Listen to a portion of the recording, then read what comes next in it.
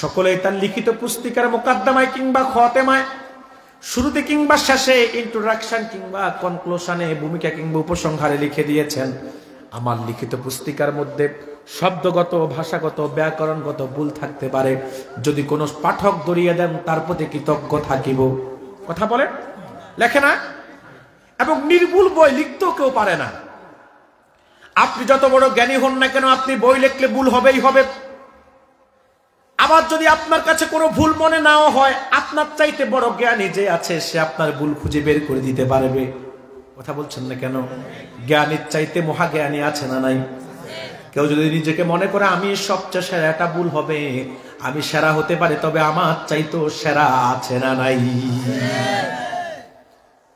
সম্মানিত ভাইয়েরা আমার, কারো পক্ষে তার কিতাবের মধ্যে ভুল নাই এটা বলার সাহস হয় নাই, কিন্তু একমাত্র মহাসত্য 30 পারা কোরআনের মুকাদ্দমায় ভূমিকাতেই আল্লাহ বলেছেন যালিকাল কিতাবু লা রাইবা ফি।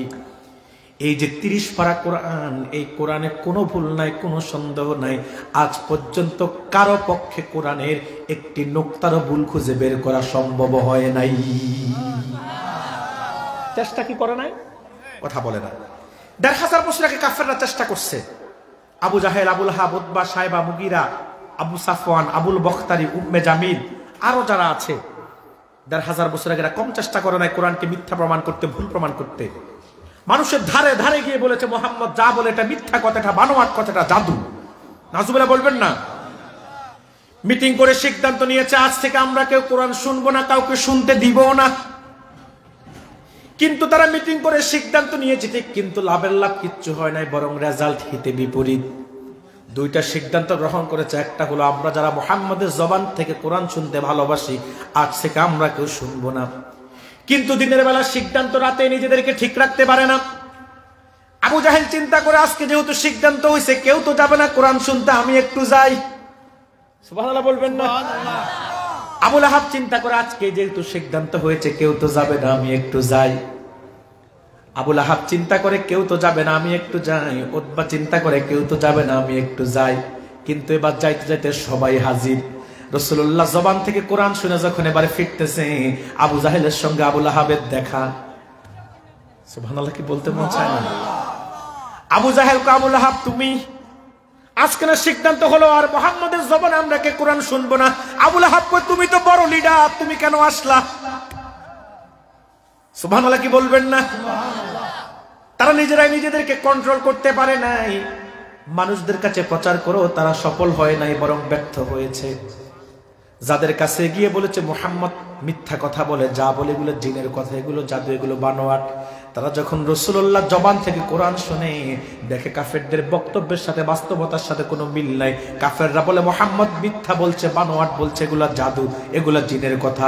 কিন্তু মুহাম্মদ যখন কোরআন তেলাওয়াত করে মনে হয় এই জানি ওহী আসলো, আর এগুলা নিঃসন্দেহে আল্লাহর কথা, কালামুল্লাহ, তাতে সন্দেহের কোনো অবকাশ থাকে না।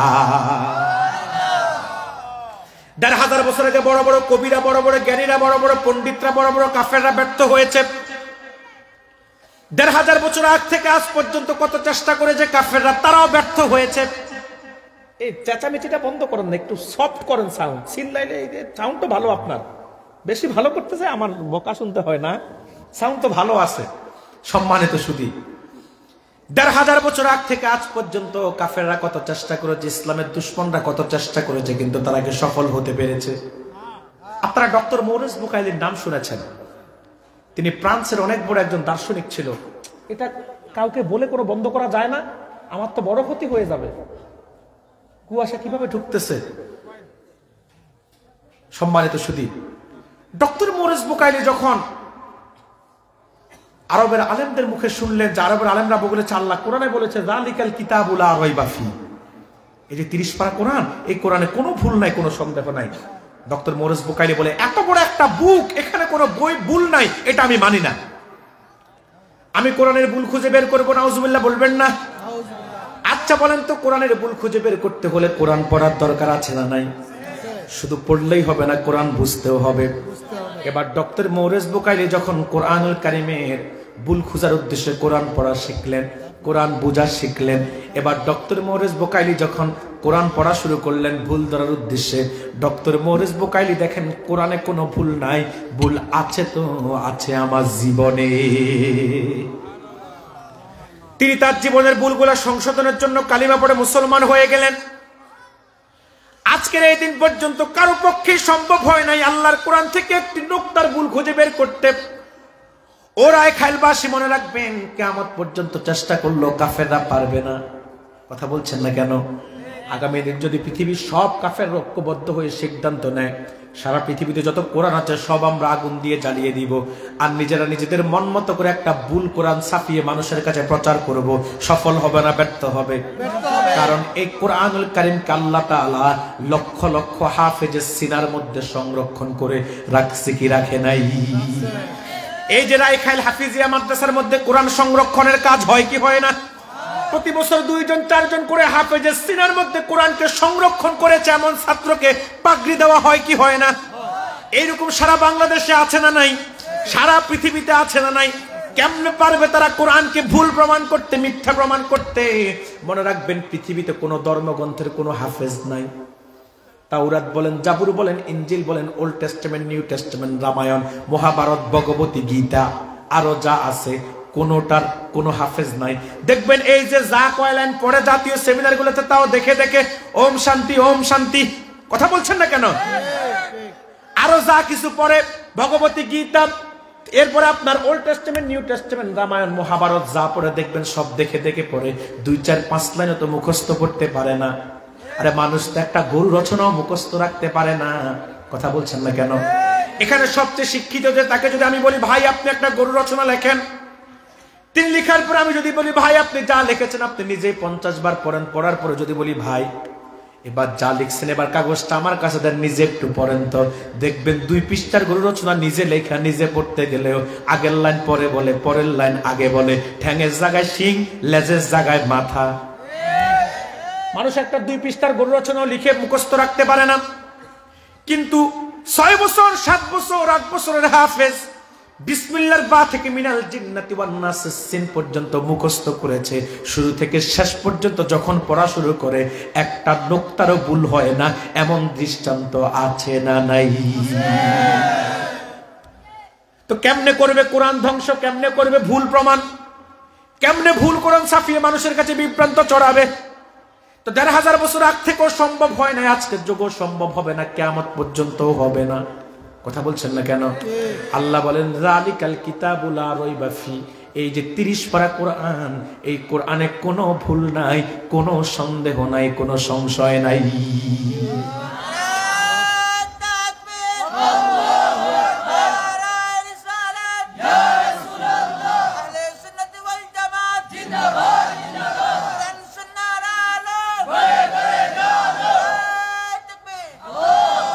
আল্লাহ বলেন হুদাল্লিল মুত্তাকিন, এটি হচ্ছে মুত্তাকিদের জন্য পথ প্রদর্শক। কাদের জন্য বলুন? মুত্তাকিদের জন্য। এখন একটা প্রশ্ন করতে পারেন যে কোরআন কি শুধু মুত্তাকিদের জন্য পথ প্রদর্শক, বাকি মুসলমান যারা তাদের জন্য কি কোরআন পথ প্রদর্শক নয়? প্রশ্ন আসে কিনা? এই জবাবটা আল্লাহ কোরআনুল কারীম অন্যত্র দিয়েছেন। আল্লাহ তাআলা বলেন ওয়ানাজ্জালনা আলাইকাল কিতাবা তিবয়ানান লিকুল্লি শাইইন ওয়া হুদান ওয়া রাহমাতান ওয়া বুশরা লিল মুসলিমিন। আল্লাহ বলেন এই 30 পারা কোরআন আমি অবতীর্ণ করেছি তিবয়ানান লিকুল্লি শাই, আয় কাশিফান লিকুল্লি শাই, যেখানে সকল বিষয় সুস্পষ্ট সমাধান আছে। আকাশের উপরের কথা আছে, তার নিচের কথা আছে, ইতিহাসের কথা আছে, বিজ্ঞানের কথা আছে, বিজ্ঞানের যত শাখা, কি ফিজিক্স, কি কেমিস্ট, কি বায়োলজি, কি হিলোজি, কি কসমোলজি, কি ভূতত্ত্ব, কি নৃতত্ত্ব, একটা মানুষের ইহজাগতিক কল্যাণ এবং পরজাগতিক মুক্তির জন্য যত কথা প্রয়োজন, যত নীতি প্রয়োজন, কি অর্থনীতি, কি ব্যক্তিনীতি, কি সমাজনীতি, কি সংসার নীতি, কি যুদ্ধনীতি, কি নারী নীতি, কি শিক্ষানীতি, কি রাষ্ট্রনীতি, কি পররাষ্ট্রনীতি, সব কথা আমি আল্লাহ খুলে খুলে 30 পারা কোরআনের মধ্যে বর্ণনা করেছি। ওয়াহুদান ওয়া রাহমাতান ওয়া বুশরা লিল মুসলিমিন, এটি হচ্ছে মুসলমানদের জন্য হেদায়েতকারী, রহমত এবং সুসংবাদের বাহক। সুবহানাল্লাহ বলবেন না? ও মুসলমান ভাইয়েরা, এখন আবার প্রশ্ন করতে পারেন, কোরআন শুধু মুত্তাকি আর মুসলমানদের জন্যই পথ প্রদর্শক, বাকি মানুষ যারা তাদের জন্য কি কোরআন পথ প্রদর্শক নয়? এই জবাবটা আল্লাহ কুরআনুল কারীমে উন্নত দিয়েছেন। আল্লাহ তাআলা বলেন, শাহরু রমাদানাল্লাযী উনজিলা ফীহিল কুরআনা হুদাল লিন্নাস। আল্লাহ বলেন, রমজান মাসে আমি কোরআন নাজিল করেছি হুদাল লিন্নাস, গোটা মানব জাতির জন্য পথ প্রদর্শক হিসাবে। হিন্দু, বৌদ্ধ, খ্রিস্টান, চাকমা, জুম্মা, ইহুদি, নাসারা, মাজুসি, খ্রিস্টান, মুসলমান, প্রত্যেক ধর্মের বর্ণের জাতির লোক কোরআন থেকে উপকার নিতে পারবে। এখন প্রশ্ন হলো, আল্লাহ তিনটি শ্রেণীবিন্যাস কেন করলেন? ইমাম কাজী নাসিরউদ্দিন বাইজাবি তাফসিরে বাইজাবির প্রথম খণ্ডে সুয়ালে মুকাদ্দারের জবাব দেন, তিনটি শ্রেণীবিন্যাস করার কারণ হলো, পৃথিবীর সকল মানুষ কোরআন থেকে উপকার লাভ করবে, তার থেকে বেশি উপকার লাভ করবে যারা মুসলমান তারা, আর সবচেয়ে বেশি কোরআনের উপকারে ধন্য হবে তারা যারা কোরআন দিয়ে জীবন গঠন করে মুত্তাকি মুহসিন আল্লাহর প্রিয় বান্দা হয়ে যাবে, তারাই সবচেয়ে বেশি কোরআনের উপকার পাবে। এজন্য আল্লাহ বলেছেন শুরুতেই হুদাল্লিল মুত্তাকিন, এটি মুত্তাকিদের জন্য পথ প্রদর্শক। সুবহানাল্লাহ বলেন। মনে রাখবেন, আল্লাহর কাছে সবচেয়ে প্রিয় হলো মুত্তাকিরা। আল্লাহর কাছে সবচেয়ে প্রিয় কারা? মুত্তাকিরা। এত প্রিয় মুত্তাকিরা, কোরআনুল কারীমের মধ্যে আল্লাহ হাবিবের উম্মতকে বহু বিশেষণে বিশেষিত করেছেন, বহু অভিধাতে অভিহিত করেছেন, বহু উপাধিতে উপাধিত করেছেন, বহু ভূষণে ভূষিত করেছেন। কোথাও আল্লাহ বলেছেন জাকিরিন, কোথাও বলেছেন শাকিরিন, কোথাও বলেছেন মুমিনিন, কোথাও বলেছেন মুসলিমিন, কোথাও বলেছেন মুহসিনিন, কোথাও সালেহিন, কোথাও সালেকিন, কোথাও কনিতিন। কিন্তু ৬৬৬৬টা আয়াতে সর্বপ্রথম আল্লাহ তার হাবিবের উম্মতকে যে ভূষণে ভূষিত করেছেন সেটা হলো হুদাল লিল মুত্তাকিন। তার মানে আল্লাহর কাছে সবচেয়ে প্রিয় হলো মুত্তাকিরা। সুবহানাল্লাহ বলবেন না? এখন মুত্তাকি কারা, কি তাদের পরিচয়? মনে রাখবেন, যারা মুত্তাকি তারাই হলো আল্লাহর ওলি। সুবহানাল্লাহ বলবেন না? মুসলমানদের মধ্যে যারা আল্লাহর ইবাদতে সবচেয়ে বেশি আগ্রহী এবং যারা আল্লাহর প্রত্যেকটা হুকুমকে মানে, নিষেধকে ছাড়ে, তারাই হলো মুত্তাকি। মান সালাকা তরিকাল মুস্তাফা ফাহুয়া মুত্তাকি। রাসূলুল্লাহর তরিকা অনুযায়ী যে তার জীবনকে পরিচালনা করে সেই হচ্ছে মুত্তাকি। এটা আমার কথা না, ইমাম ফখরুদ্দিন রাজির কথা। মান সালাকা তরিকাল মুস্তাফা ফাহুয়া মুত্তাকি। সুবহানাল্লাহ বলবেন না? তো রাসূলুল্লাহর উম্মতদের মধ্যে যারা রাসূলুল্লাহর তরিকা অনুযায়ী জীবন গঠন করে তারা কি? মুত্তাকি। আর মুত্তাকিরাই হচ্ছে আল্লাহর কাছে সবচেয়ে প্রিয়। এত প্রিয় মুত্তাকিরা, এত প্রিয় মুত্তাকিরা। মনে রাখবেন, আল্লাহর কাছে আপনার অর্থ প্রাচুর্য, পয়সা, বাড়ি গাড়ি, সম্পদের পাহাড়, এগুলা দিয়ে আল্লাহ আপনার সম্মান বিবেচনা করবে না। আল্লাহ মানুষের সম্মান বিবেচনা করে তাকওয়া দিয়ে, আর তাকওয়ার ধারক যে সেই হলো মুত্তাকি। আল্লাহ বলেন, ইন্না আকরামাকুম ইনদাল্লাহি আতকাকুম। আল্লাহর কাছে সবচাইতে প্রিয় হলো সেই যার অন্তরে তাকওয়া যত বেশি আছে। ভাইয়েরা আমার, একটু দৃষ্টান্ত দিলে বুঝবেন। ১৫০০ বছর আগে হযরত বেলাল রাদিয়াল্লাহু তাআলা আনহু, রাসূলুল্লাহ সাহাবীদের মধ্যে সবচেয়ে গরীব যে কয়জন ছিল তাদের মধ্যে একজন ছিল বেলাল। টাকা ছিল না, পয়সা ছিল না, বাড়ি ছিল না, গাড়ি ছিল না, অর্থ প্রাচুর্যের পাহাড় ছিল না। কিন্তু বলুন তো, বেলালের সম্মান কি কম ছিল না বেশি ছিল? মানুষের সম্মান নির্ধারণ হয় তাকওয়া দিয়ে। কিন্তু আপনারা তো চলেন সমাজে ব্যতিক্রম চরিত্রে। এখনকার যুগে সম্মান নির্ধারণ হয় টাকা দিয়ে, পয়সা দিয়ে, পদ পদবি দিয়ে। রাজনীতিতে এলাকার পদ যার বড় সে এলাকার বড় নেতা। কথা বলেন? এলাকাতে যার টাকা বেশি সে মসজিদ কমিটির সভাপতি, এলাকাতে যার টাকা বেশি সে মাদ্রাসা কমিটির সভাপতি, পঞ্চায়েত কমিটির সভাপতি। কথা বলছেন না কেন? আপনারা তো সম্মান নির্ধারণ করেন মানুষের ক্ষমতা দিয়ে। দেখবেন যে বড় গলা কথা বলতে পারে তার বড় পদ, কারণ পদ না দিলে হয়তো আপনি মাইরেও খাইতে পারেন। কিন্তু আল্লাহ বলেন না, না, আল্লাহর কাছে টাকা পয়সা, অর্থ প্রাচুর্যের কোনো দাম নাই। তাকওয়া যার অন্তরে যত বেশি আছে, আল্লাহর কাছে তার মর্যাদাও তত বেশি।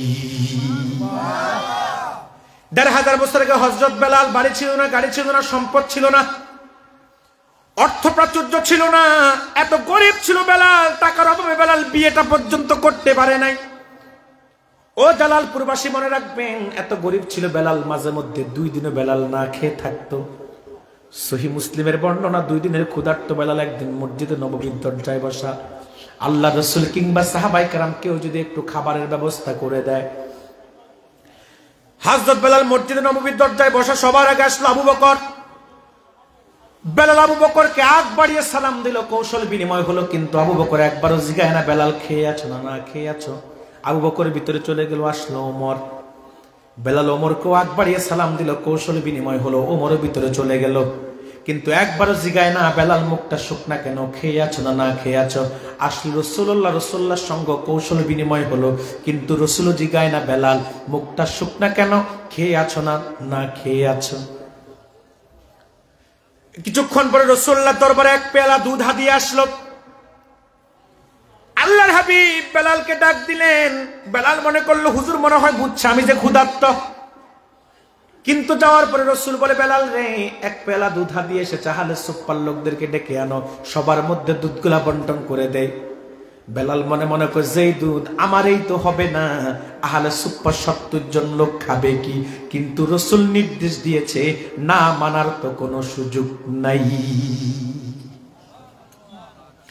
এবার হযরত বেলাল আহলে সুফফার লোকদেরকে ডাকতে গেল। ডাকতে গিয়ে বেলাল বলে, ও আহলে সুফফার লোকেরা, রাসূলের কাছে 1 পেয়ালা দুধ হাদিয়ে এসেছে, রাসূল তোমাদেরকে ডাকতেছে, খাইলে তোমরা যাইতে পারো।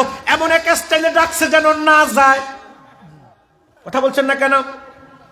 আমার কাছে মনে করলেন কেউ এখন 1 গ্লাস দুধ নিয়ে আসলো হাদিয়া। আমি বললাম, ও রায়খালের মানুষরা, আমার কাছে 1 গ্লাস দুধ এসেছে হাদিয়া, খাইলে তোমরা আইতে পারো। কবি হুজুর আপনার দুধ আপনি খান।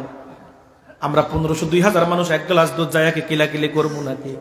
এই জন্য বেলাল এমন একটা স্টাইলে ডাকছে যেন তারা না যায়, কিন্তু তারা বলে বেলাল রে, রাসূল যেহেতু ডাকতেছে আমরাও যাইতে রাজি। সবাই আসলে এবার রাসূল বলে বেলাল সবার মধ্যে দুধগুলো বন্টন করে দাও। বেলাল হুজুর দায়িত্ব বুঝে আমারে দিলেন। মনে মনে কই যদি কাতারে বসে যেতাম আমিও তো আহলে সুফফার সদস্য, 2-1 ফোঁটা হলো ভাগে পড়তো, জিহ্বাটা বিজতো, কিন্তু রাসূল খাদিমের দায়িত্ব দিছে, মানে সবাইরে না দিয়া খাওয়ার চান্স নাই। আর যেই দুধ সবাইরে দেওয়ার পরে থাকার কোনো সম্ভাবনাও নাই। কিন্তু রাসূল শর্ত দিয়ে দিলে বেলাল পাত্রের ঢাকনা খোলা যাবে না।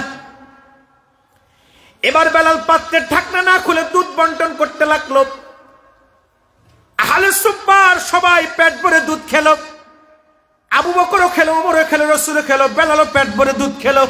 এবার রাসূল বলে বেলাল রে পাত্রের ঢাকনা খোলো। এবার ঢাকনা খুলে দেখে দুধ যা ছিল তাই আছে, একটুও কমে নাই।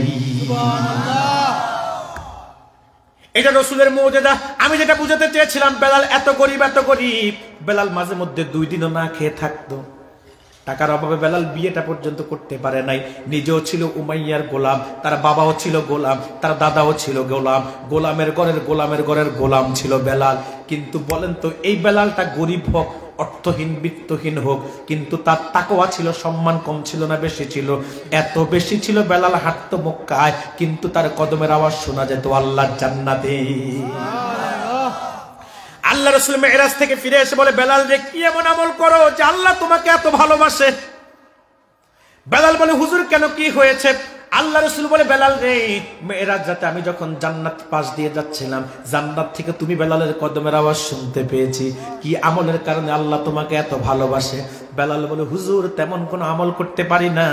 যখনই মসজিদে প্রবেশ করি ফরজ সালাত আদায় করতে, আমি আগে 2 রাকাত তাহিয়াতুল ওযু আদায় করি আল্লাহর ভয়ে। এই 2 রাকাত হয়তো আল্লাহর ভয়ে যে 2 রাকাত নামাজ পড়ি, এটাই তার কারণ হতে পারে।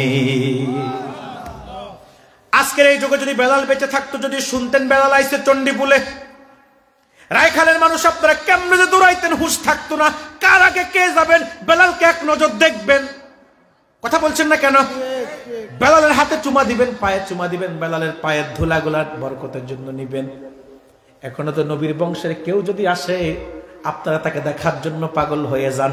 আর বেলাল যদি আইতো, কেমন পাগল হইতেন তার তো হুঁশ নাই। এই মর্যাদা তো বেলালের হইছে অর্থের কারণে না, সম্পদের কারণে না, সৌন্দর্যের কারণে না, তাকওয়ার কারণে।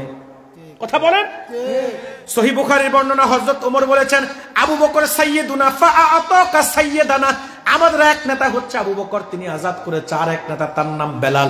ওমরের মতো ব্যক্তি বেলালকে নেতা বলেছেন শুধুমাত্র তাকওয়ার কারণে। শুধু তাই না, সিরাতের কিতাব সাক্ষী, বেলালের আজান পর্যন্ত আল্লাহ রাসূলও ভালোবাসতো, আল্লাহও ভালোবাসতো।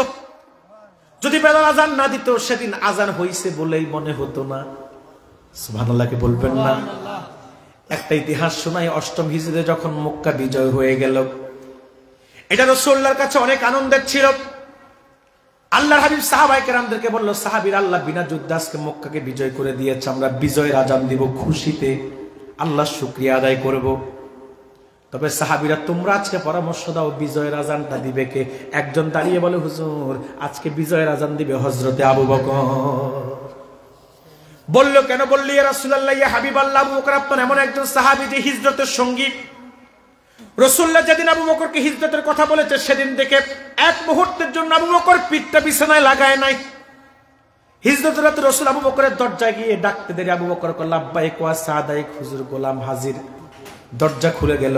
আল্লাহর হাবিব বলে, আবু বকর রে, ডাকার সাথে সাথে দরজা খুলে দিলা, তুমি কি ঘুমাও নাই? আবু বকর বলে, হুজুর, শুধু আজকে রাত না, যেদিন থেকে হিজরতের কথা বলেছেন সেদিন থেকে আজ পর্যন্ত 6 মাস আমিও ঘুমাই না, আমার মেয়েও ঘুমায় না, আমার ঘোড়াটাও ঘুমায় না। বলল, হুজুর, আবু বকর আজান দিবে। রাসূল বলল, তুমি বসো, আর একজন দাঁড়াও। আরেকজন দাঁড়িয়ে গেলে বলল, ইয়া রাসূলুল্লাহ, ইয়া হাবিবাল্লাহ, হুজুর আজকে বিজয়ের আজান দিবে ওমর। আল্লাহর হাবিব বলল, কেন? বলল, ইয়া রাসূলুল্লাহ, ইয়া হাবিবাল্লাহ, ওমর আপনার এমন একজন সাহাবী যে ছিল বীর। ওমর রাস্তা দিয়ে হাঁটলে 40 দিন পর্যন্ত শয়তান সে রাস্তা দিয়ে যেত না। হুজুর, ওমর ইসলাম গ্রহণের পূর্বে আমরা ইসলামের দাওয়াত দিয়েছি প্রকাশ্যে। যেদিন ওমর ইসলাম গ্রহণ করেছে, সেদিন থেকে ইসলামের দাওয়াত দিয়েছি গোপনে। এতদিন ইসলামের দাওয়াত দিয়েছি, ওমর ইসলাম গ্রহণের পূর্বে ইসলামের দাওয়াত দিয়েছি গোপনে। যেদিন থেকে ওমর ইসলাম গ্রহণ করেছে, সেদিন থেকে ইসলামের দাওয়াত দিয়েছি আমরা প্রকাশ্যে। ওমর ইসলাম গ্রহণের সাথে সাথে নাঙ্গা তরবারি নিয়ে বের হয়ে গেলেন। কাবার চত্বরে গিয়ে ওমর ঘোষণা দিলেন, ও কাফেররা, শুনে রাখো, খাত্তাবের পুত্র ওমর ইসলাম গ্রহণ করেছে।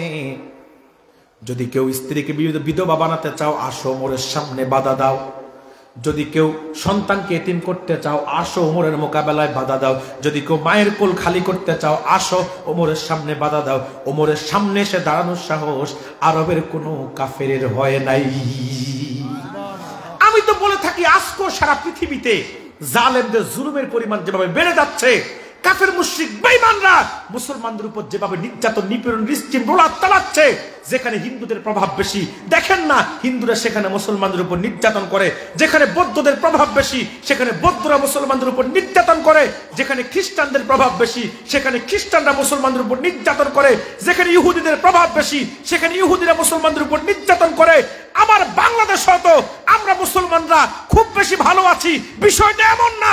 আজকে জালেমদের যেভাবে 20 দাঁতের বিষ বেড়ে গিয়েছে, জালেমদের জুলুমের পরিমাণ বেড়ে গিয়েছে। আজকের এই যুগেও জালেমদেরকে শায়েস্ত করতে হলে ওমরের মতো একজন বীরের বড্ড প্রয়োজন আছে, না নাই?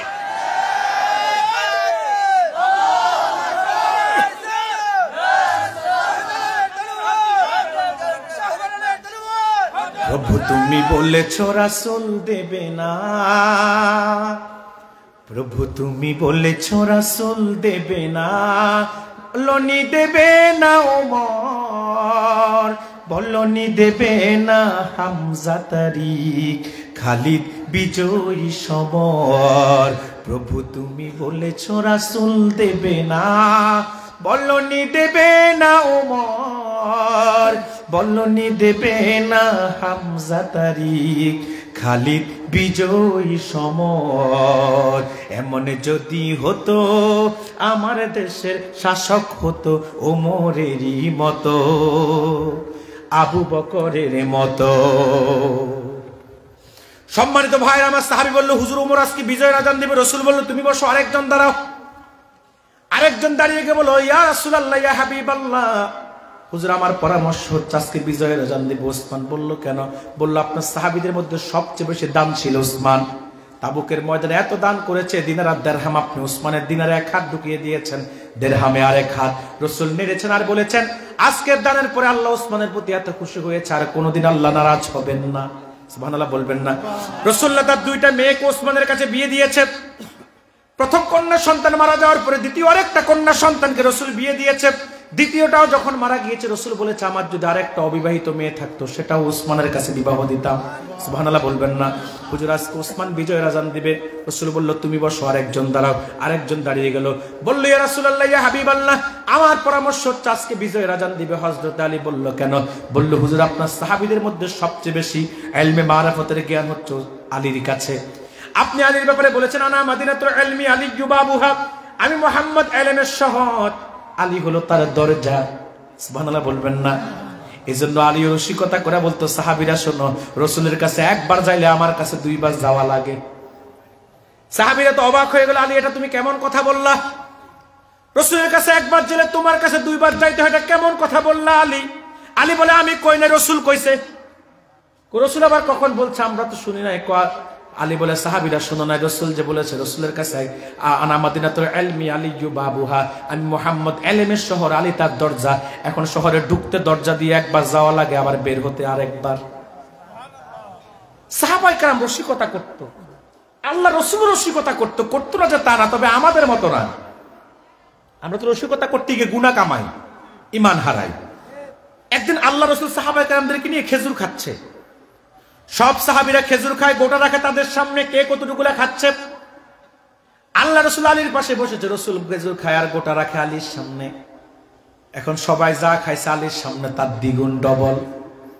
এবারে খাওয়া শেষ, রাসূল বলে, সাহাবীরা দেখো আলী কত খায়, তোমরা যা খাইলে আলী তার থেকে ডবল খাইছে। আলী কয়, সাহাবীরা আমি শুধু বেশি খাই না, রাসূল আরো বেশি খায়। আমি তো শুধু খেজুর খাইছি বেশি, রাসূল তো খেজুরও খাইছে, গোটাও খাইছে। কত রসিকতা! সুবহানাল্লাহ, সুবহানাল্লাহ। তো সাহাবী বলল, হুজুর আলী আজকে বিজয়ের আযান দিবে। রাসূল বলল, তুমি বসো, পরামর্শ শেষ, সিদ্ধান্ত আসবে আল্লাহর পক্ষ থেকে। হযরত জিবরিল হাজির। জিবরিল এসে বলে, ইয়া রাসূলুল্লাহ, ইয়া হাবিবাল্লাহ, হুজুর আপনার সাহাবীদের পরামর্শ আল্লাহ শুনেছেন। আল্লাহ সিদ্ধান্ত দিয়েছে আজকে বিজয়ের আযান কে দিবে। তবে আল্লাহ সিদ্ধান্ত আজকে বিজয়ের আযান আবু বকর দিবে না, ওমরও দিবে না, ওসমানও দিবে না, আলীও দিবে না। আল্লাহ সিদ্ধান্ত হচ্ছে আজকে বিজয়ের আযান দিবে হযরতে বেলাল। তো বেলালের এত মর্যাদা, এত দাম বেড়েছে কেন? তাকওয়ার কারণে। সুবহানাল্লাহ বলবেন না? যিনি তাকওয়ার অধিকারী তিনিই হচ্ছে মুত্তাকি, আর যিনি মুত্তাকি তিনিই হচ্ছে আল্লাহর ওলি, যিনি আল্লাহর ওলি তিনিই জান্নাতি। মুত্তাকির ফজিলত এত বেশি, এত বেশি, মুত্তাকি যখন মৃত্যুবরণ করে, মৃত্যুর সময় মুত্তাকি জমিনে ফুলের বিছানায় থেকে জান্নাতে তার নূরের বিছানা দেখতে পায়। মুত্তাকি দুনিয়াতে থাকা অবস্থা জান্নাতে তার ঠিকানা স্থান দেখতে পায়। মুত্তাকির রূহটা যখন আসমানের দিকে ফেরেশতারা ইল্লিনে নিয়ে যায়, আহলান সাহলান মারহাবান তাইয়্যিবান, ইস্তেকবাল দিতে দিতে মুত্তাকির রূহকে ইল্লিনে নেওয়া হয়। মুত্তাকিকে কবরে রাখার সাথে সাথে তার কবরটা জান্নাতের ফুলের বিছানা হয়ে যায়। হাসরে মুত্তাকি আরশের ছায়া পেয়ে যায়, মিজানে মুত্তাকির হিসাবটা সহজ হয়ে যায়, ফুলসিরাতে মুত্তাকি বিজলির গতিতে পার হয়ে যায়। আর জান্নাত তো মুত্তাকির জন্য আগ থেকেই রেডি। এখন আমরা সে মুত্তাকি হতে চাই কি চাই না? জোরে বলেন, চাই কি চাই না? যদি হতে চাই লাগবে 2টা জিনিস, একটা ঈমান, আরেকটা হলো তাকওয়া। ঈমান তো আমরা অটো পাইছি বাপদাদার সূত্রে। বাবা মুসলমানের জন্য আমরাও মুসলমান, কথা বলেন না কেন? কারণ মনে রাখবেন, প্রত্যেকটা মানুষই ফিতরাতের উপর জন্মগ্রহণ করে। হিন্দুর ঘরে যে জন্মগ্রহণ করে সেও কিন্তু মুসলমান হিসাবে জন্মগ্রহণ করে। বৌদ্ধের ঘরে যে জন্মগ্রহণ করে সেও মুসলমান হিসেবে জন্মগ্রহণ করে। খ্রিস্টানের ঘরে যে জন্মগ্রহণ করে সেও মুসলমান হিসেবে জন্মগ্রহণ করে। মা বাবাই তাদেরকে হিন্দু বানায়, বৌদ্ধ বানায়, খ্রিস্টান বানায়, ইহুদি বানায়। কথা বলছেন না কেন? আমরা মুসলিম পরিবারে হয়েছি বিদায় অটোমেটিক আমরা মুসলমান। এখন মুত্তাকি হতে হলে আমাদের শুধু দরকার তাকওয়া। মুত্তাকি হতে হলে, আল্লাহর ওলি হতে হলে, জান্নাতি হতে হলে আমাদের শুধু দরকার কি বলুন? তাকওয়া। আমাদের শুধুমাত্র দরকার তাকওয়া। এখন বলুন হুজুর, তাকওয়া কি জিনিস? তাকওয়া মানে হচ্ছে আল্লাহর ভয়। কার ভয় বলেন? তাকওয়া হচ্ছে ইনতিসারুল আওয়ামির ওয়া ইজতিনাবুন নাওয়াহি, আল্লাহর হুকুমকে মানা, নিষেধকে ছাড়া, এর নাম হলো তাকওয়া। সুবহানাল্লাহ বলবেন না? কোরআনুল কারীমে আল্লাহ তাআলা আল্লাহকে ভয় করার কথা 100-এর বেশি জায়গায় বলেছেন। কারণ আল্লাহর ভয় ছাড়া, তাকওয়া ছাড়া কেউ কখনো ভালো মানুষ হতে পারে না। তাকওয়াহীন মানুষ যত বড় শিক্ষিত হোক, হয়তো চোর হবে, নয়তো ডাকাত হবে, নয়তো বেয়াদব হবে। কথা বলেন, বলুন হুজুর কেন? এই যে আপনাদের সিলেট শহরে হসপিটাল কম না বেশি, ডাক্তারও কম না বেশি, কিন্তু দেখবেন ডাক্তারের কাছে যাইলেই দেখবেন কোনো কথা ছাড়া আগে লিখে দিবে পরীক্ষা 7-8টা। কথা বলছেন না কেন? দরকার থাকলেও দিবে, না থাকলেও দিবে। এবার পরীক্ষা দিয়ে দিল, আপনি পরীক্ষাগুলা করাইলেন, আবার যদি বলেন ডাক্তার সাহেব আমার তো 2 দিন আগে অন্য হসপিটালের পরীক্ষা আছে, বলবো হবে না, এই হসপিটালটাই লাগবে, কারণ এটা তাদের ব্যবসা। এবার আপনি পরীক্ষা নিরীক্ষা করাই আনলেন, দেখবেন কাগজ কোন রকম চোখ বুলাই ওষুধ লিখে দিল, আপনার খোঁজ খবরটা ভালোভাবে নিবেও না। এবার যখন ওষুধ লিখবে, ওষুধ লেখার সময় আপনার ভালো মন্দ তারা বেশি পার্থক্য করে না। সবচেয়ে বেশি তারা যে কোম্পানির আপনার কমিশন পায় সেই কোম্পানির ওষুধটাই লিখে দেয়। ওটা ডাক্তার না, আমি কই ওটা হলো ডাকাত। আবার এই দেশে আইনজীবী আছে না নাই? জজ ব্যারিস্টার কত জজ দেখবেন উচ্চ শিক্ষায় শিক্ষিত লোক, কিন্তু মিথ্যার পক্ষে রায় দেয়। আবার উকিল দেখবেন এত বড় শিক্ষায় শিক্ষিত, কিন্তু আল্লাহর ভয় নাই, এজন্য সত্যরে মিথ্যা দিয়ে পরিবর্তন করে, মিথ্যাকে সত্য দিয়ে পরিবর্তন করে। আল্লাহর ভয় না থাকার কারণে সে মিথ্যার পক্ষ নিয়েছে। কথা বলছেন না কেন? এলাকাতে যারা বিচার আচার করে, যত বড় প্রভাবশালী হোক না কেন, যদি তাকওয়া না থাকে, দেখবেন এই পক্ষ থেকেও খায়, ও পক্ষ থেকেও খায়। তবে যে বেশি দেয় রায়টা তার দিকে দেয়। এক বিচারক 2 পক্ষ থেকে খাইছে, এক পক্ষ দিছে 5,000 আর এক পক্ষ 10,000। এখন রাতের বেলা 5,000 দিয়ে আসছে, সকালবেলা দ্বিতীয় পক্ষ 10,000 দিছে, বিচারক 10,000 দিকে রায় দেয়। এবার 5,000 দূর থেকে বারবার শুধু হাত উঠায় আর নামায়। বিচারক বুঝতে পারে, কয় 5-এ কি করবে, 10-এর জ্বালায় তো পারি না। এই যে তাকওয়া নাই, এর জন্য মানুষ ভালো মানুষ হতে পারে না। এই জন্য মানুষের মতো মানুষ হতে হলে, ভালো মানুষ হতে হলে তাকওয়ার কোনো বিকল্প। তো আল্লাহ কোরআনুল কারীমে 100 বেশি জায়গায় তাকওয়ার কথা বলেছে। তাকওয়া কি? তাকওয়া হচ্ছে আল্লাহর ভয়। উবাই ইবনে কাব রাদিয়াল্লাহু তাআলা আনহুকে হযরত ওমর জিজ্ঞেস করেছিল, ভাই ওমর তাকওয়া কি জিনিস? উবাই ইবনে কাব বলে, ভাই ওমর আপনি কি কখনো কাঁটাযুক্ত সংকীর্ণ পথ দিয়ে হেঁটেছেন কিনা? বলে হেঁটেছি। বলল কিভাবে হেঁটেছেন? বলে এমন ভাবে হেঁটেছি যেন একটা কাঁটার আঘাত গায়ে না লাগে। উবাই ইবনে কাব বলে, ভাই ওমর এটাই তাকওয়া? হযরত ওমর বলে, ভাই উবাই ইবনে কাব, কাঁটাযুক্ত পথে হাঁটার সাথে তাকওয়ার সাথে সম্পর্ক কি? উবাই ইবনে কাব বলে, ওমর এমন একটা যুগ আসবে যে যুগে চতুর্দিক থেকে শুধু গুনাহ আর গুনাহ, চতুর্দিক থেকে শুধু গুনাহ আর গুনাহ, চতুর্দিকে শুধু ফিতনার ফিতনা, ফিতনার ফিতনা। এই কঠিন জামানার মধ্যে আল্লাহর ভয়তে গুনার কাজকে ছেড়ে দেওয়া আর নেক কাজ করা, এরই নাম হচ্ছে তাকওয়া। সেই তাকওয়ার ধরনটা কেমন হবে? উসুদুল গাবা ফি মারিফাতিস সাহাবা হাদিসের কিতাবের মধ্যে খলিফাতুল মুসলিমিন ওমর ইবনুল খাত্তাব রাদিয়াল্লাহু তাআলা আনহুর কলিজার টুকরা সন্তান আব্দুল্লাহ ইবনে ওমরের একটি ঘটনা এসেছে। আব্দুল্লাহ ইবনে ওমর একদিন মরুভূমিতে হাঁটছেন, একটা রাখাল বিশাল একটা বকরির পাল নিয়ে আসলো। আব্দুল্লাহ ইবনে ওমরের বকরির পালটা দেখে খুব পছন্দ হলো। আব্দুল্লাহ ইবনে ওমর বলল, রাখাল তোমার বকরির পাল থেকে একটি বকরি আমাকে দিয়ে দাও। রাখাল বলল, আব্দুল্লাহ ইবনে ওমর আমি এমন একজন মালিকের অধীনস্থ কর্মচারী, আমার মালিক সকালে যখন বকরিগুলা দেয় একবার গুনে দেয়, বিকেলে যখন আবার বকরিগুলা নেয় আবার গুনে নেয়, ইনফুট আউটফুট 2 বেলায় গনে। আমি যদি তোমাকে একটি বকরি দেই কিংবা বিক্রি করি তাহলে তো আমি ধরা পড়ে যাব। আব্দুল্লাহ ইবনে ওমর চিন্তা করে দেখি রাখালের অন্তরে আল্লাহর ভয় কেমন আছে। আব্দুল্লাহ ইবনে ওমর বলল, রাখাল তুমি তোমার মালিককে গিয়ে বলবা, কদ আকালাহুজ যিব, একটি বকরি বাঘে খেয়ে ফেলেছিল, তুমি একটি বকরি হারিয়ে গিয়েছেন। রাখাল বলে, আব্দুল্লাহ ইবনে ওমর শোনো, আমি যদি আমার মালিককে গিয়ে বলি একটি বকরি বাঘে খেয়েছে নতুবা হারিয়ে গিয়েছে, আমার মালিক সেটা বিশ্বাস করবে। কারণ এত বড় একটা বকরির পাল, একটি বকরি পথ ভুল করতেই পারে, কিংবা একটি বকরি হারিয়ে যেতেই পারে, কিংবা একটি বকরি কোনো হিংস্র জন্তু খেয়ে ফেলতেই পারে। কিন্তু রাখা আব্দুল্লাহ ইবনে ওমর, ফাআইন আল্লাহ, আল্লাহ কোথায়? যিনি মালিকুল আমলাক, তার কাছে আমি কি জবাব দিব? সুবহানাল্লাহ বলবেন না? এই যে আল্লাহ কোথায়, আল্লাহ তো সব দেখতেছে। এমন এক মালিকের গোলাম আমরা, যিনি রাতের আধারও দেখে, দিনের আলোতেও দেখে। কথা বলছেন না কেন? প্রকাশ্যে মানুষের সামনে অপরাধ করলে তিনি যেমন দেখেন, অন্ধকারে 70টা কামরার ভিতরে প্রবেশ করলে অপরাধ করলেও আল্লাহ দেখে কি দেখে না? যুবক, তুমি প্রকাশ্যে যদি কোনো অপরাধ করো সেটা যেমন দেখে, আবার গোপনে কোনো অপরাধ করলো সেটা আল্লাহ দেখে কি দেখে না? কথা বলছেন না কেন? তুমি মোবাইল থেকে প্রকাশ্যে গান বাজিয়ে শুনতো, সেটা যেমন আল্লাহ শুনে। হেডফোন লাগিয়ে কানের মধ্যে, সেটাও আল্লাহ শুনে কি শুনে না? আমার আল্লাহর ক্ষমতা এত বেশি, দিন রাতের বেলা পিঁপড়া যে হাঁটে সেটাও তিনি দেখে। গাছ যে শিকড় দিয়ে মাটি থেকে পানি সঞ্চয় করে তার পাতা পর্যন্ত পৌঁছায় দেয়, সেটাও আল্লাহ দেখে। কথা বলছেন না কেন?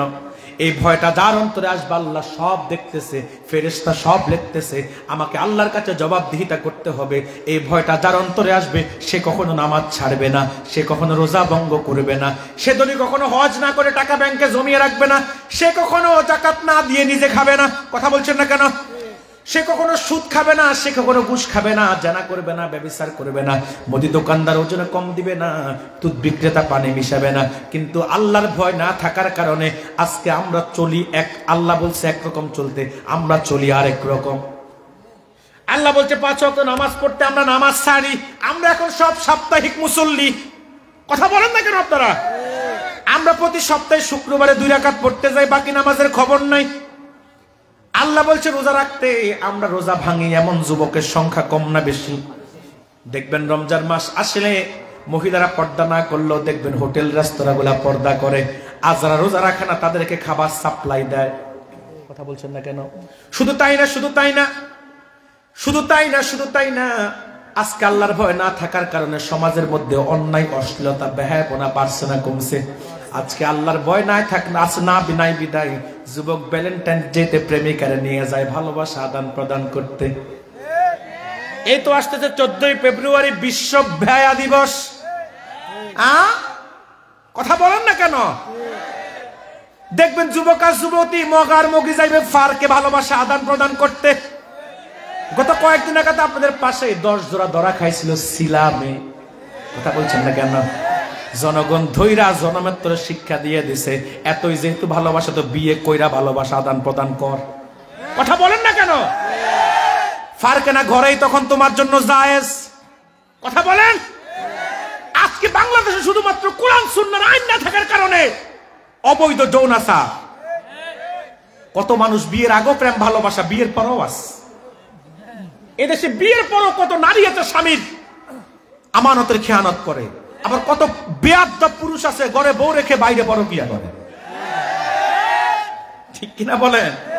তো যুবকরা দেখবেন ভ্যালেন্টাইন্স ডে আসলে ভালোবাসা আদান প্রদান করে।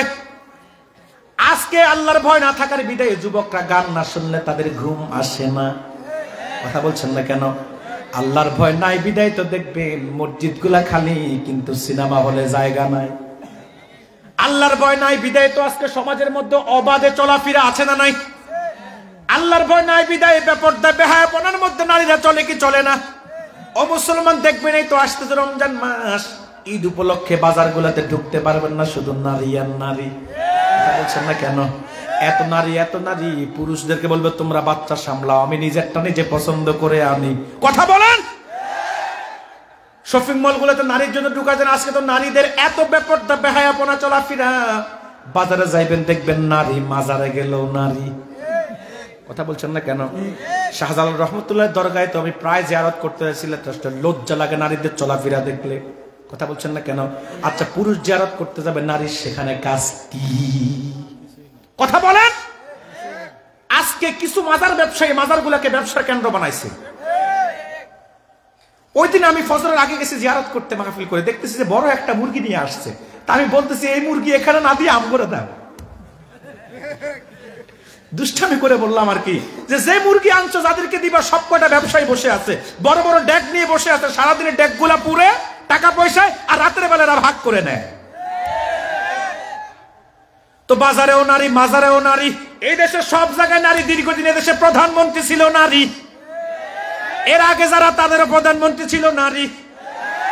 আবার দীর্ঘদিন এদেশে বিরোধী দলের প্রধানও নারী, স্পিকার নারী, বিভিন্ন মন্ত্রণালয়ের নারী। শুধু বাসাইছে আল্লাহ বাইতুল মুকাররমের খতিব পদ। তবে যদি 2041 সাল পর্যন্ত টার্গেট ফিল আপ হইতো তো কইতো আমি দেশের ইমামতি আছি, আমার বোন রেহানারে বাইতুল মুকাররমের ইমামতিতে দাও। যুবকরা তোমরা এই যে নারীদের সব জায়গায়, এটা তো নারীদের কাজ না। মনে রাখবেন, যে জাতির নেতৃত্বে কর্তৃত্বে নারী যায় সেই জাতি কখনো ভালো কিছু আশা করতে পারে না। আমি তো আল্লাহর কাছে বলি, বিপ্লব আর অভ্যুত্থান যাই হয়েছে, এই দেশের মানুষ নারী নেতৃত্ব থেকে মুক্তি পেয়েছে। আগামীতে আর বাংলাদেশের মানুষ নারী নেতৃত্ব চায় না, আগামীতে পুরুষদের নেতৃত্ব চায়। তবে সাবধান, যারা নেতৃত্ব আসবেন আগামীতে নেতৃত্ব দিতে হুঁশিয়ারি দিতে হবে, কারণ এদেশের মানুষ এখন সজাগ তারাক হয়ে গেছে। গোলামীর জিঞ্জিরকে আর ঘাড়ে তারা পেতে নিবে না, গোলামীকে আর তারা নিজেদের ঘাড়ের মধ্যে চাপিয়ে নিবে না। আগামী দিনে আর কারো গোলামীকে আমরা মানব না। আগামী দিনে জাতির নেতৃত্বে যারা আসবে 18 কোটি মুসলমানের সেন্টিমেন্টকে প্রাধান্য দিয়েই নেতৃত্ব দিতে হবে, নতুবা 5 আগস্ট যেরকম বিপ্লব অভ্যুত্থান হয়েছে আরেকবারও বাংলাদেশে বিপ্লব অভ্যুত্থান হওয়ার সম্ভাবনা আছে না নাই?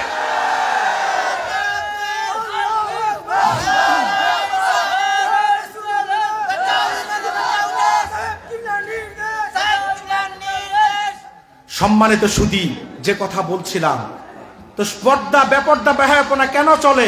কারণ আমাদের মধ্যে কি নাই? তাকওয়া নাই। ঠিক কিনা বলেন? সম্মানিত ভাইরা আমার, তাকওয়া না থাকার কারণেই দেখবেন মুদি দোকানদার ওজনে কম দেয়। কথা বলছেন না কেন? তাকওয়া না থাকার কারণেই দেখবেন দুধ বিক্রেতা দুধের মধ্যে পানি মিশায়। ওটা তো শুরুতেই বলছি করে দিব, ওয়াশ শেষ করে দেয় না। যদি বলেন আমি আর ওয়াশ করলাম না, করে দেয়।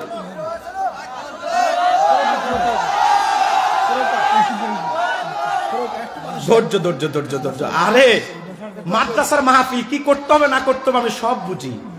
আমার আধা ঘন্টা লেট হলে যদি মাদ্রাসা উপকৃত হয় আমি অবশ্যই করব কালেকশন, বুঝতে পারছেন? তবে হ্যাঁ, এখন আবার আরেকটা কথা আছে, আপনাদের মাহফিল শেষ হবে কয়টায়? কথা বলে না। হ্যাঁ, ইয়া মালিক, কয়টা বাজে এখন? মাত্র 12:30 বাজে। 2টা? ইয়া এটাও তো না। শোনেন শোনেন, যারা লাস্টে আসে তারা দাঁড়িয়ে থাকাই উচিত, যারা আগে আসে তারা বসতে। বারবার চাপাইতে গেলে এই যে এখন আমার একটা ডিস্টার্ব করছেন না, আলোচনার মনোযোগ নষ্ট হয়েছে। এই যে যারা লাস্টে আসছে এরা কিছুক্ষণ দাঁড়ায় থাকুক, মুনাজাতের আগে বসবে। এরা এখন বসলে আমাদের কোনো লাভ নাই, কালেকশন যখন শুরু হবে তখন বসবে। সম্মানিত শুধু বসো বসো, যুবকরা আসো, আমি একটু মজা করলাম, আসো একটু জায়গা করে দেন, জায়গা করে দেন। আপনারা প্যান্ডেল আরো বড় করার দরকার ছিল, তাহলে আর আমারে বারবার ডাকা লাগতো না। একটু একটু সামনে আসেন।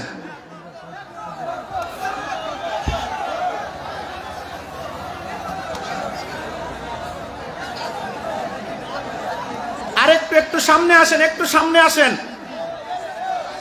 কথা বলা যাবে না, শুধু ফাঁকা জায়গাগুলো পূরণ করে নেন। আর পারলে এখানে কিছু বিছানা বিছিয়ে দেন, এখানে বসুক সামনে।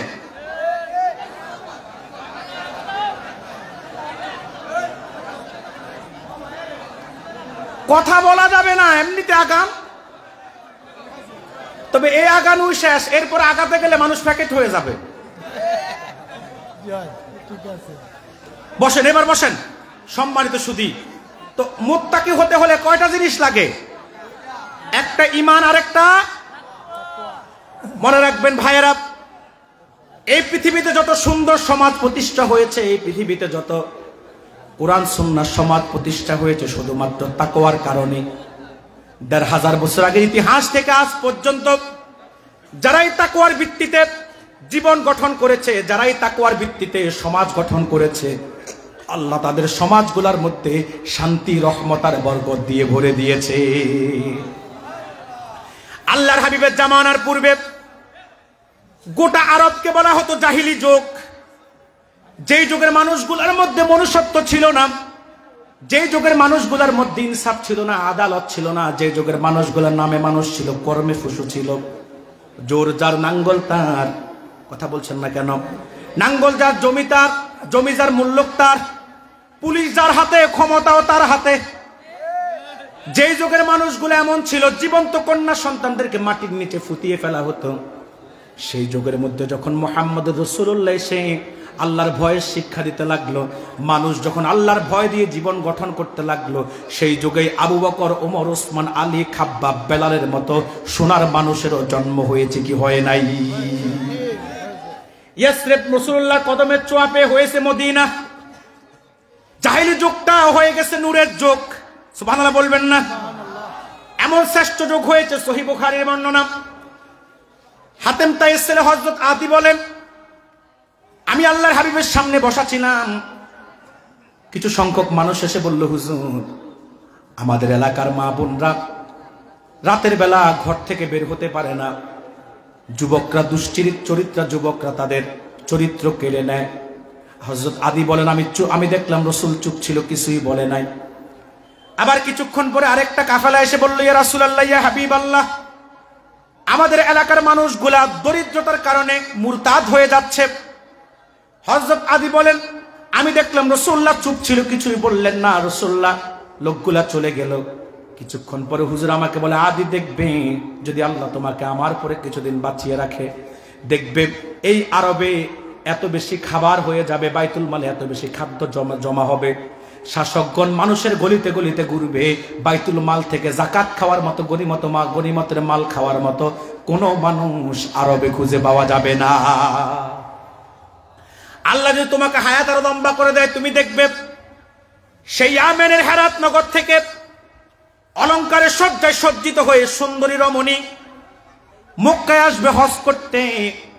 তার চরিত্র নষ্ট করা তো দূরে থাক, তার দিকে কুদৃষ্টিতে তাকাবে এমন একজন দুশ্চরিত্রা মানুষও আরবে খুঁজে পাওয়া যাবে না। হযরত আদি বলেন, কিছুদিন পর রাসূলুল্লাহ দুনিয়া থেকে বিদায় নিল। আবু বকরের জামানা আসলো। ১.৫ বছরের বেশি সময় আবু বকর ছিল খলিফা।